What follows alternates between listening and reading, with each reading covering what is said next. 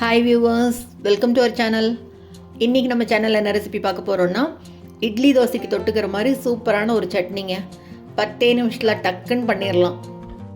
கொத்தமல்லியும் வேர்க்கடலையும் சேர்த்து பண்ண போகிறோம்.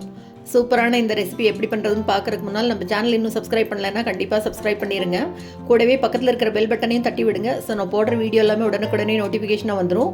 வாங்க இந்த சட்னி எப்படி பண்ணுறதுன்னு பார்க்கலாம். இதுக்கு முதல்ல ஒரு பேனில் 1 ஸ்பூன் அளவுக்கு எண்ணெய் சேர்த்துக்கலாம்.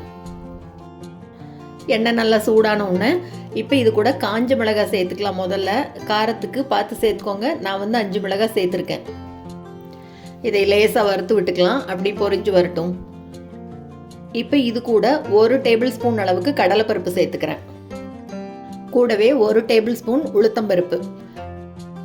இப்போ இது எல்லாத்தையும் நல்லா வறுத்து விட்டுக்கலாம். பருப்பு நல்லா வறுபடட்டும். அடுப்பை மீடியம் ஃப்ளேமில் வச்சு மெதுவாக வறுத்துக்கலாம். பருப்பு பாதி அளவு வறுபட்ட உடனே இப்போ இது கூட 2 டேபிள் ஸ்பூன் அளவுக்கு வேர்க்கடலை சேர்த்துக்கலாம்.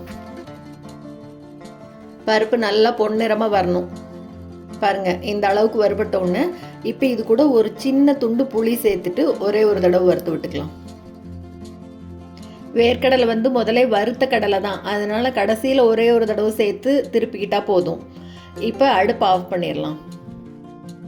அடுப்பை ஆஃப் பண்ண அப்புறமா இந்த சட்னிக்கு தேவையான அளவு உப்பு சேர்த்துட்டு ஒரே ஒரு பரட்டி விட்டுடலாம். இப்போ இதெல்லாம் நல்லா கம்ப்ளீட்டாக ஆறட்டும். நல்லா ஆறினதுக்கப்புறமா இது எல்லாத்தையும் ஒரு மிக்ஸி ஜாரில் சேர்த்துட்டு இது கூட ஃப்ரெஷ்ஷாக துருவின தேங்காயை சேர்த்துக்கிறேன். 3 டேபிள் ஸ்பூன் சேர்த்துக்கலாம். இது கூடவே கொஞ்சமாக கொத்தமல்லி நல்லா எடுத்து வாஷ் பண்ணிவிட்டு கட் பண்ணி இந்த மாதிரி சேர்த்துக்கிறேன். இப்போ இது கூட ரொம்ப தண்ணி சேர்த்த வேண்டாம், கொஞ்சமாக சேர்த்து பாருங்கள் நல்லா இந்த அளவுக்கு நைஸாக சட்னி பதத்துக்கு அரைச்சிக்கலாம். எவ்வளோ கலர்ஃபுல்லாக அப்படியே சூப்பராக இருக்குது பாருங்கள். இப்போ இதை ஒரு பவுலுக்கு மாற்றிட்டு இதுக்கு தாளித்து கொட்டிடலாம். கரண்டியில் எண்ணெய் விட்டுருக்கேன். எண்ணெய் நல்லா காயட்டும்.